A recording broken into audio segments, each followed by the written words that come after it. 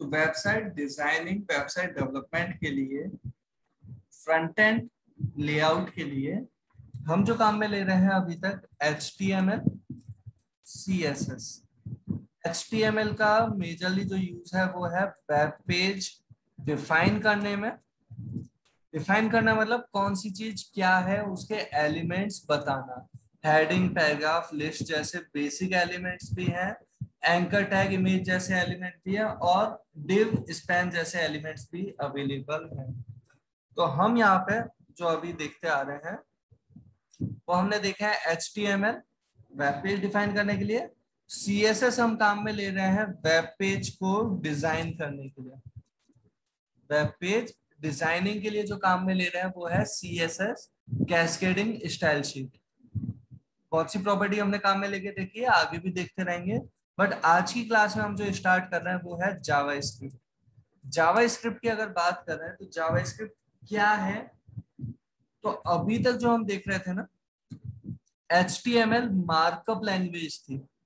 Markup language मतलब marking perform कर रही थी, केवल कोई कैलकुलेशन नहीं, कोई ऑपरेशन नहीं, सिंपली मार्किंग परफॉर्म करते हैं कि यहां से लेके यहां तक क्या चीज है। जैसे यहां से लेके यहां तक हेडिंग है, हेडिंग टैग स्टार्ट किया और क्लोजिंग प्रोवाइड कर दी हेडिंग है। तो सिंपली मार्कअप लैंग्वेज थी जिसमें कोई भी प्रोसेसिंग वाला पार्ट इस तरीके का नहीं आता, जो आपको लॉजिकली सोचने की जरूरत हो।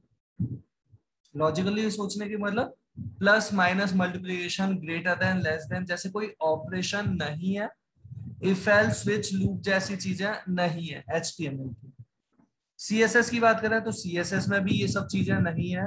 रीजन, CSS भी जो हमारे पास अवेलेबल है वो CSS अवेलेबल है मार्कअप लैंग्वेज को डिजाइन देने के लिए। अब हम जो वेब पेज जो क्रिएट करना चाह रहे हैं उसे डिफाइन करना, डिजाइन देना थोड़ा थोड़ा सीख चुके हैं। तो अब हम यहाँ पे बात कर रहे हैं आज की क्लास में जावास्क्रिप्ट की। और जावास्क्रिप्ट क्या है, तो सबसे पहली चीज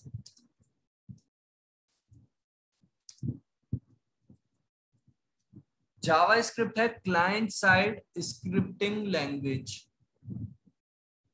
इसमें सबसे पहले अगर हम क्लियर करते हैं कि क्लाइंट साइड हम किसे कह रहे हैं, तो होपफुली आप सभी को पता होगा, हमने पहले भी डिस्कस किया है क्लाइंट साइड और सर्वर साइड क्या होता है।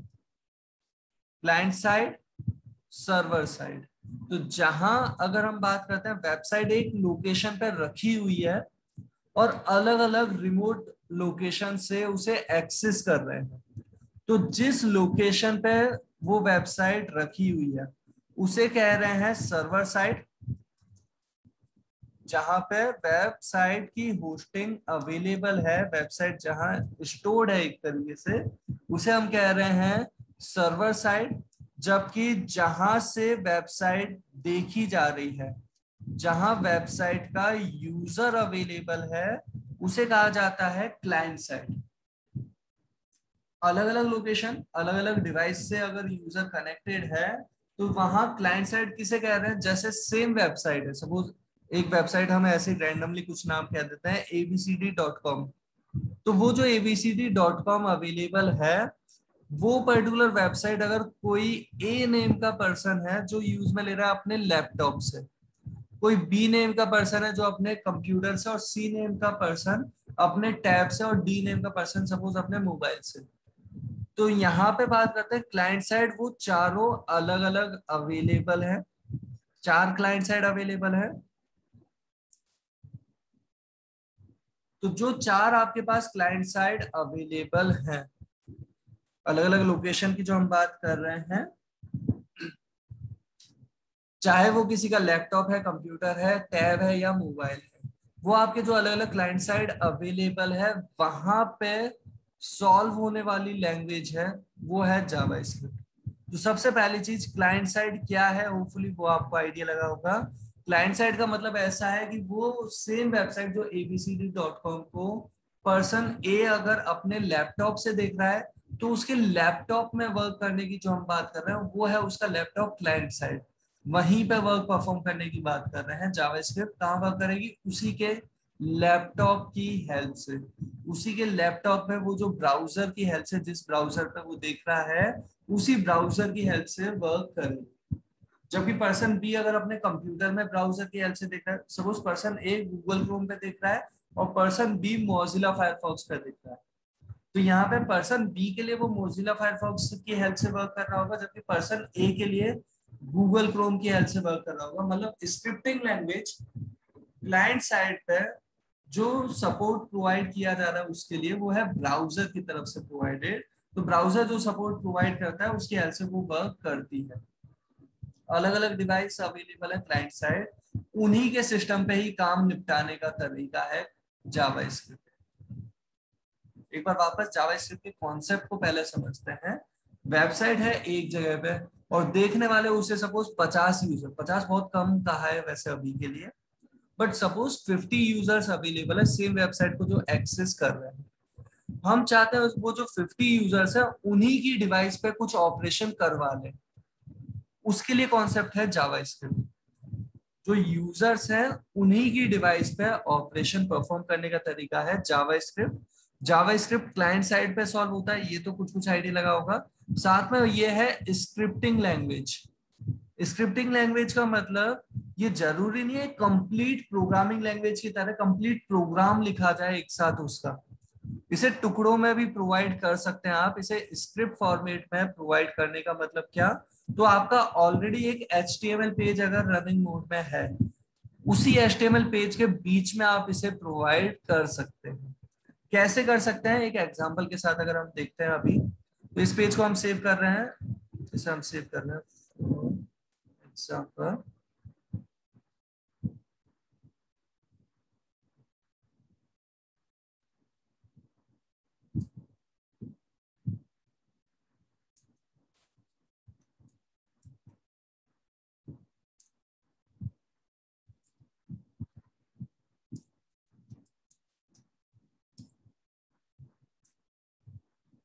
जैसे हमने यहाँ पे एक पेज ये प्रोवाइड किया अपना से p1.html, कुछ भी नाम दे सकते हैं इस पेज का, एक्सटेंशन इसका दिया हमने .html।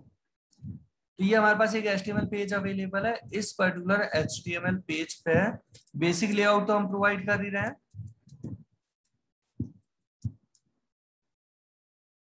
इस पेज पे अभी हम क्या कर रहे हैं, जावास्क्रिप्ट का कुछ टास्क परफॉर्म करना चाहते हैं।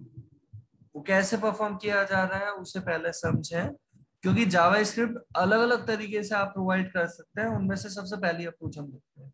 हम काम में ले रहे हैं एक टैग, स्क्रिप्ट टैग, जिस टैग को आप हेड सेक्शन में भी काम में ले सकते हो, बॉडी सेक्शन में भी काम में ले सकते हो। सिमिलरली वैसे ही जैसे CSS के लिए स्टाइल टैग था, स्टाइल टैग आप हेड में भी काम में ले सकते हो, बॉडी में भी CSS के लिए।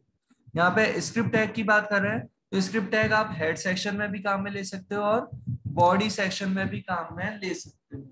और यहाँ ध्यान देने की चीज, स्क्रिप्ट टैग के लिए ये टाइप स्पेसिफाई करना कंपलसरी नहीं है, बट एक बेटर अप्रोच रहेगी आप अगर टाइप ये स्पेसिफाई कर देते हैं कि इस स्क्रिप्ट टैग के बीच में जो कंटेंट है वो एक टेक्स्ट कंटेंट है जो जावास्क्रिप्ट के लिए प्रोवाइड किया गया। तो आप यहाँ पे ये टाइप स्पेसिफाई कर सकते हैं टैग/जावास्क्रिप्ट। ध्यान देने की चीज, आप सभी जानते हैं HTML का कमेंट कैसे प्रोवाइड किया जाता है। CSS में ये कमेंट वर्क नहीं करता। CSS का कमेंट प्रोवाइड करने का तरीका आप जानते होंगे।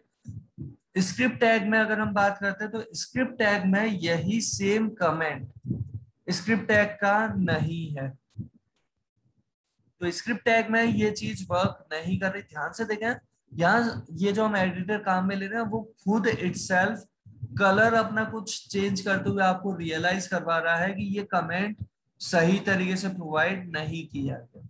क्यों, क्योंकि स्क्रिप्ट टैग का के बीच वाला पोर्शन, नो डाउट हमने कह रखा है कि पूरी ये डॉक्यूमेंट फाइल कैसी है, HTML वाली डॉक्यूमेंट फाइल है, लेकिन HTML वाली डॉक्यूमेंट फाइल में नॉर्मल HTML का कंटेंट तो हो ही सकता है, वहां पे CSS का कंटेंट भी हो सकता है जैसे स्टाइल टैग से दे दिया, वहां पे जावास्क्रिप्ट का कंटेंट भी हो सकता है जो हमने अभी स्क्रिप्ट टैग से प्रोवाइड करना चाहा।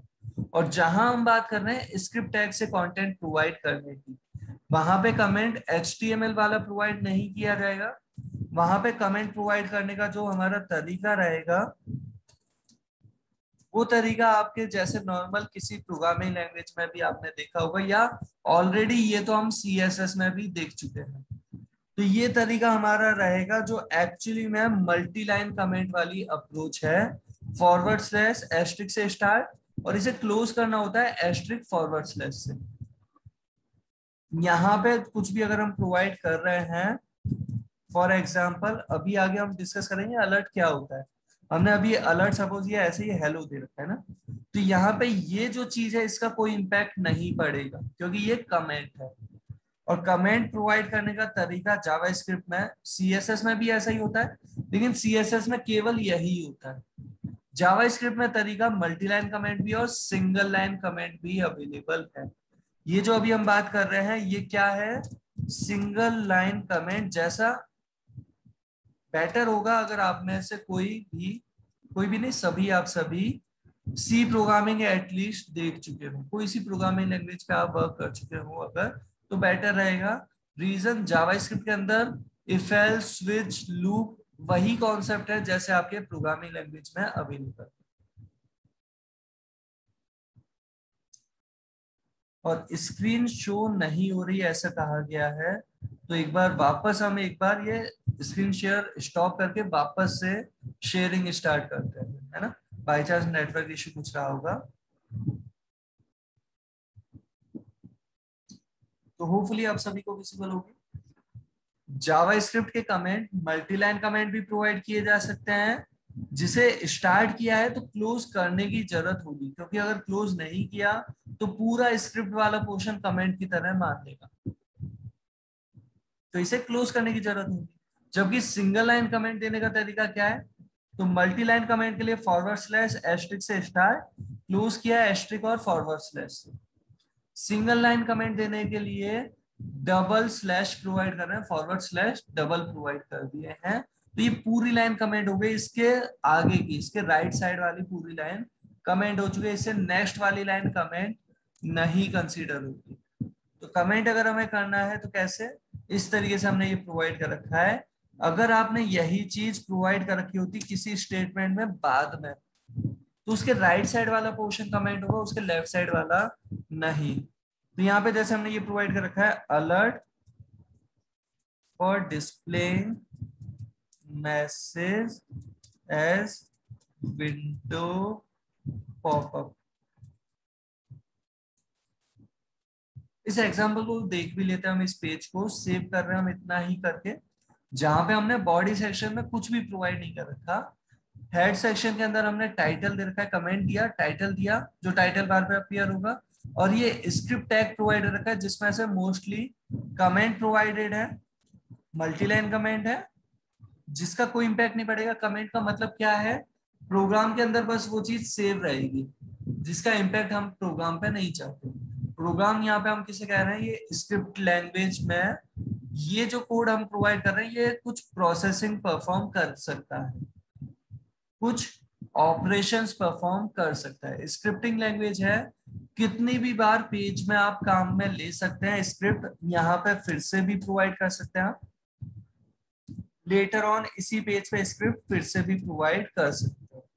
तो स्क्रिप्ट एक पर्टिकुलर अप्रोच जो हम यहाँ पे प्रोवाइड कर रहे हैं, जहां पे ऑपरेशंस परफॉर्म करना चाहते हैं वहां पे अभी मोस्टली कमेंट दे रखे हैं। बस ये चीज है जो हम पहले एग्जांपल में देख रहे हैं, पहले एग्जांपल में हम ये कमेंट भी देख रहे हैं, कमेंट का कोई इम्पैक्ट किसी पे भी नहीं पड़ेगा, बट इस चीज का इम्पैक्ट पड़ेगा। क्या इम्पैक्ट पड़ेगा वो आपको देखते ही, पेज अपीयर होते ही आइडिया लग जाएगा।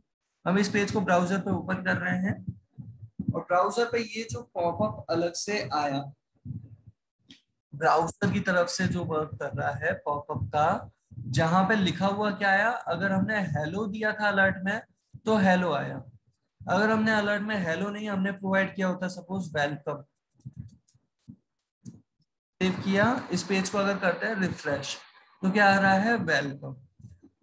होपफुली आपको आइडिया लग गया होगा। यहाँ पे ये जो हमने पेज इंप्लीमेंट कर रखा है, जैसे हमने इसे प्रोवाइड कर दिया हेलो वर्ल्ड, ऐसा कुछ हमने ये प्रोवाइड कर दिया है, तो यही मैसेज हमारे सामने आ जाएगा। सेव किया, रिफ्रेश किया, तो रिफ्रेश करते ही क्योंकि अभी हमने किसी इवेंट से उसे रिलेट करना नहीं सीखा है, तो अभी ये चीज कब वर्क कर रही है, जैसे पेज पे आया तभी काम कर गया।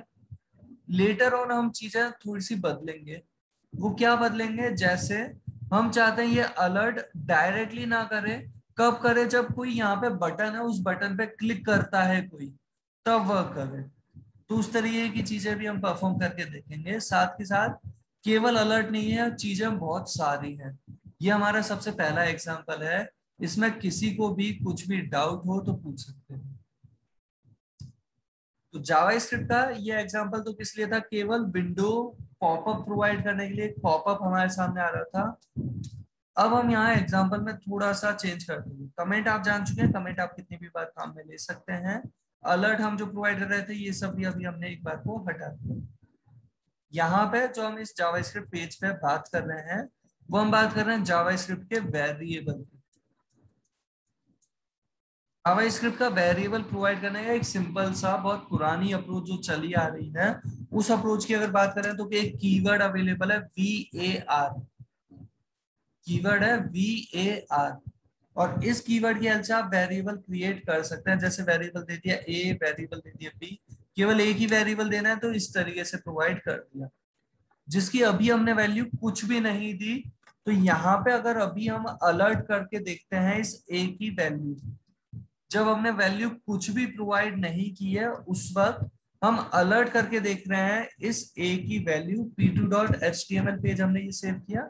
इस पेज को ब्राउजर पे हम देखते हैं कि पॉपअप में क्या आता है, तो आ रहा है हमारे पास अनडिफाइंड। यहीं पे अगर हम यहाँ पे बात करते हैं, अगर हमने ये वेरिएबल A जो अभी दिया था ये नहीं दिया, केवल अलर्ट A लिखा, सेव किया, इस पेज को किया हमने रिफ्रेश किया, कोई इंपैक्ट ही हमें पड़ा हुआ यहाँ पे दिखाई नहीं दे रहा, कोई पॉपअप ही नहीं आया यहाँ पे।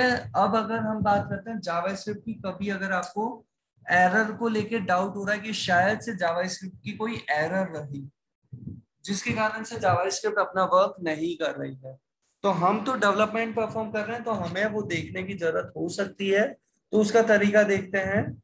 ये जो आप जिस भी ब्राउजर पे देख रहे हैं, उस ब्राउजर पे हमारे पास यहाँ पे ऑप्शन है इंस्पेक्ट। जैसे गूगल क्रोम पे हम देख रहे हैं, तो यहाँ पे हमारे पास ऑप्शन अवेलेबल है ये इंस्पेक्ट का।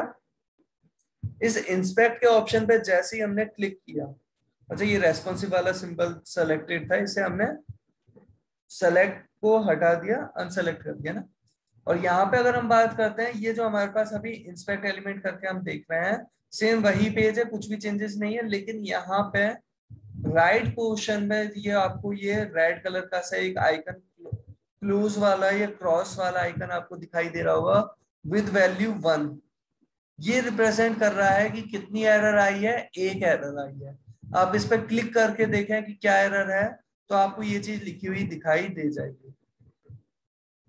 यहाँ जो जावास्क्रिप्ट की एरर आ रही है वो है अनकॉट रेफरेंस एरर, कि जो आप यहाँ पे रेफरेंस प्रोवाइड कर रहे हैं उसी में गड़बड़ हो गई। आगे लिखा हुआ भी है specifically A is not defined, कि आप जिस A को काम में लेना चाह रहे हैं उसकी वैल्यू क्या, आपने उसे क्रिएट करना ही स्पेसिफाई नहीं किया है और काम में ले रहे हैं।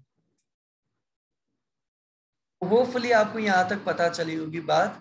जो हम यहाँ अभी फोकस कर रहे थे एक चीज, एरर देखते कैसे हैं जावास्क्रिप्ट में, क्योंकि आप प्रैक्टिस करेंगे तो मिस्टेक होने के चांसेस तो रहेंगे ही रहेंगे। कभी भी एरर रहती है तो एरर कहाँ देख सकते हैं, इंस्पेक्ट एलिमेंट करके देख सकते हैं। और ये हमने बात की थी कि वेरिएबल अगर हमने प्रोवाइड किया है ए नेम का, जिसकी अगर हमने वैल्यू स्पेसिफाई नहीं की, इस केस में इसकी वैल्यू जब पॉपअप होके आ रही है तो वैल्यू क्या है, अनडिफाइंड वैल्यू अवेलेबल है, अनडिफाइंड टाइप की अनडिफाइंड वैल्यू अवेलेबल। बट अगर हम यहीं पे प्रोवाइड कर देते हैं, सपोज ये वैल्यू दे देते हैं 10, तो इसका क्या इंपैक्ट पड़ रहा है, इस पेज को अगर हम कर रहे हैं सेव, ब्राउजर पर चेक, तो वैल्यू क्या आ रही है हमारे पास, ये 10 आ रही है। और ये जो हम अभी बात कर रहे हैं वेरिएबल क्रिएट होने की, इस पर्टिकुलर वेरिएबल के लिए अगर हम एक बार एक ऑपरेशन के साथ भी बात अगर डिस्कस करते हैं, जावास्क्रिप्ट ऑपरेशंस अगर हम प्रोवाइड करने की बात करते हैं, ऑपरेटर्स की कंप्लीट डिटेल के साथ बात नहीं कर रहे, ऑपरेटर की बात कर रहे हैं हम यहाँ पे कि ऑपरेटर कैसे वर्क करता है। जैसे ए लिया 10, बी लिया हमने जैसे फॉर एग्जांपल 25 और हमने सी प्रोवाइड कर दिया। ये अगर हम चाहते हैं ए और बी का एडिशन करवा के सी को देना, वेरिएबल हमने ये 3 क्रिएट कर दिए, ए के अंदर 10 है, बी के अंदर 25, सी के अंदर अनडिफाइंड है। अभी हम सी को वैल्यू देना चाहते हैं तो कैसे वैल्यू दे रहे हैं, ए प्लस बी। इस तरीके से हमने ये वैल्यू प्रोवाइड कर दी है। यहाँ पे हम प्रिंट करवाना चाह रहे हैं, वो पॉपअप करवाना चाह रहे हैं किसकी वैल्यू, सी की वैल्यू। तो हमने प्रोवाइड कर दिया कुछ इस तरीके से।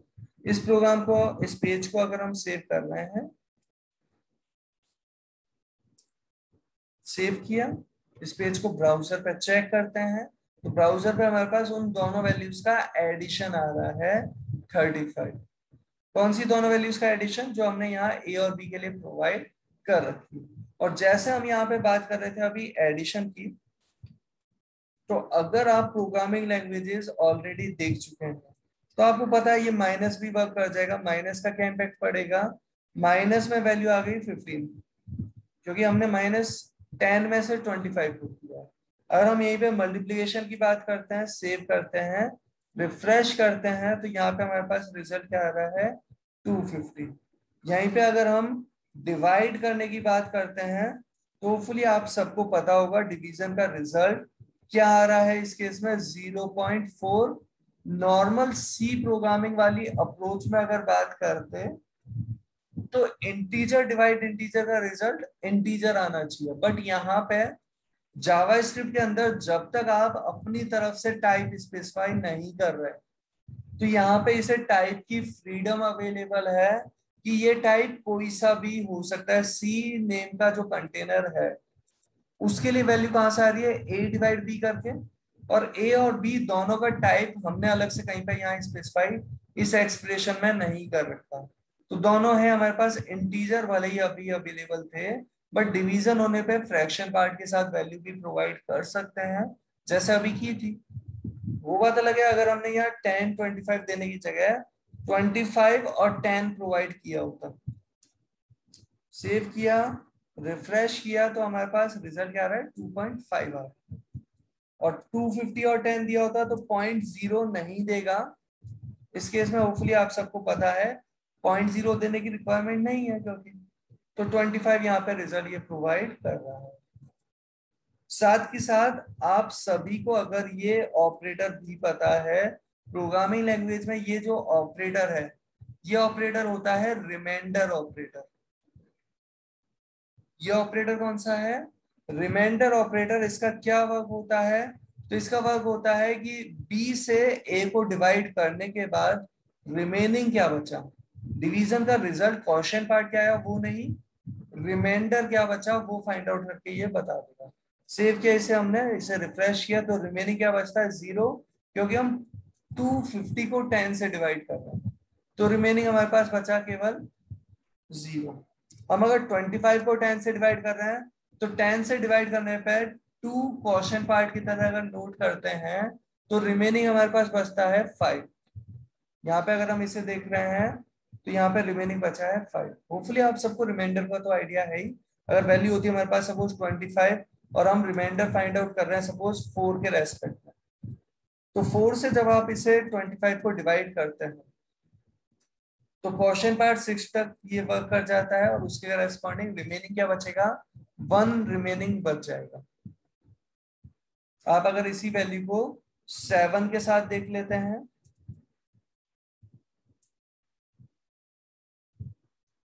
तो होपफुली आप सबको ये आइडिया लगा होगा। Plus minus multiplication division reminder, यही एक बार हम greater than, less than, greater equal, less equal की भी बात करके देख लेते हैं। थोड़ी सी बात ये, ग्रेटर कौन से ऑपरेटर की हम बात कर रहे हैं उससे समझते हैं। तो अगर हम यहाँ पे एक बार रिलेशनल ऑपरेटर, बाकी हम डिस्कस आगे भी करते रहेंगे इन ऑपरेटर्स को, रिलेशनल ऑपरेटर की एक बार थोड़ी सी देर के लिए बात करके देखते हैं with example if else. If else क्योंकि वैसा ही है जैसा आपने किसी प्रोग्रामिंग लैंग्वेज में काम में लेके देखा होगा। कैसा होता है इफ एल्स? तो इफ एल्स का सिंटेक्स होता है कुछ ऐसा, इफ साथ में दी जाती है कंडीशन, जो कंडीशन हेल्प करती है डिसाइड करने में कि ये वाली चीज परफॉर्म करनी है या एल्स के साथ जो दे रखा है वो परफॉर्म करनी है। और इस केस में हमने क्या किया वो समझना, हमने यहाँ पे ये प्रोवाइड सी नेम का वेरिएबल नहीं कर रखा, हमने यहाँ पे प्रोवाइड कर रखा है कुछ ऐसा, अलर्ट कर रहे हैं हम यहाँ पे कंडीशन ट्रू, क्योंकि यहाँ पे ट्रू के टाइम जाएंगे तो अभी पॉपअप में हम क्या दे रहे हैं कंडीशन ट्रू, एल्स में हम पॉपअप में प्रोवाइड कर रहे हैं कंडीशन फॉल्स। और जैसा कि आप सभी जानते हैं यहाँ कंडीशन देने की जरूरत है और कंडीशन हमने दे दी a greater than b। Check कर रहे हैं 25 ग्रेटर है क्या 7 से, ये कंडीशन अगर हम चेक करते हैं 25 ग्रेटर है क्या 7 से तो कंडीशन है ट्रू। और इस केस में हमारे पास जो आउटपुट आएगा पॉपअप होते हुए वो कैसा आएगा वो देखते हैं। तो आउटपुट में वो पॉपअप में आएगा कंडीशन ट्रू वाला मैसेज, कंडीशन ट्रू।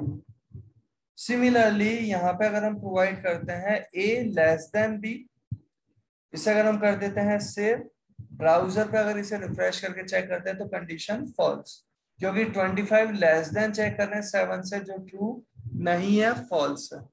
हम चेक करते हैं लेस इक्वल, लेस इक्वल का क्या मतलब है, या तो लेस देन या फिर इक्वल है क्या, आइदर लेस देन और इक्वल, दोनों साथ में तो हो ही नहीं सकते। तो 25 7 से ना तो लेस देन है ना इक्वल है। इस केस में अगर हम इसे कर रहे हैं रिफ्रेश तो फिर से कंडीशन फॉल्स। जबकि यही अगर हम बात करते हैं ये वैल्यू होती है अगर हमारे पास 25, तो लेस या इक्वल है क्या, तो लेस देन नहीं है लेकिन इक्वल तो है, इस केस में आ रही है कंडीशन ट्रू। केवल अगर हमने चेक किया होता इसे लेस देन की हेल्प से तो 25 से लेस देन नहीं है तो रिजल्ट में आ रहा है कंडीशन फॉल्स। यहीं पे ग्रेटर इक्वल की बात कर रहे हैं तो ग्रेटर इक्वल कैसा है आप सभी जानते हैं 25 से ग्रेटर या फिर इक्वल, तो ये कंडीशन ट्रू है। जबकि यहीं पे अगर हमने ये वैल्यू प्रोवाइड कर रखी होती सपोज 7, इस केस में भी ये कंडीशन ट्रू है। और अगर हमने ये प्रोवाइड कर रखा होता सपोज 30, तो अब ये कंडीशन क्या है, तो ना ग्रेटर है ना इक्वल है, इस केस में ये कंडीशन होती फॉल्स। साथ ही साथ हम यहीं पे एक बार इक्वल टू ऑपरेटर नोट आराम से कर लेंगे, ये चीजें आपको शेयर कर दी जाएंगी।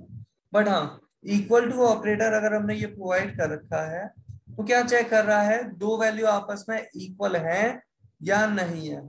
25 और 30 आपस में अगर इक्वल होते तब तो यहाँ जाता, बट ये तो इक्वल नहीं है तो मैसेज में आ जाएगा कंडीशन फॉल्स। इसे कर रहे हम रिफ्रेश तो आ रहा है कंडीशन फॉल्स। अगर हम चेक करते हैं नॉट इक्वल है क्या, तो 25 और 30 आपस में नॉट इक्वल है, कंडीशन है ट्रू, उसके करस्पॉन्डिंग हमारे पास मैसेज आ जाएगा कंडीशन ट्रू वाला।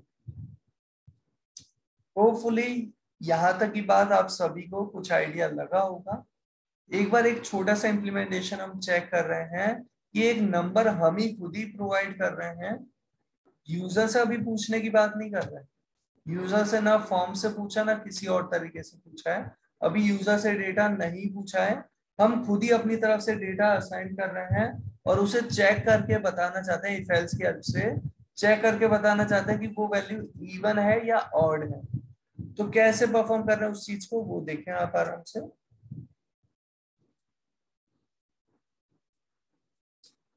ये जो हमने n के अंदर वैल्यू देनी चाहिए, पहली चीज तो आपको देख के ही आइडिया लग गया होगा कि ये इवन है या ऑड है।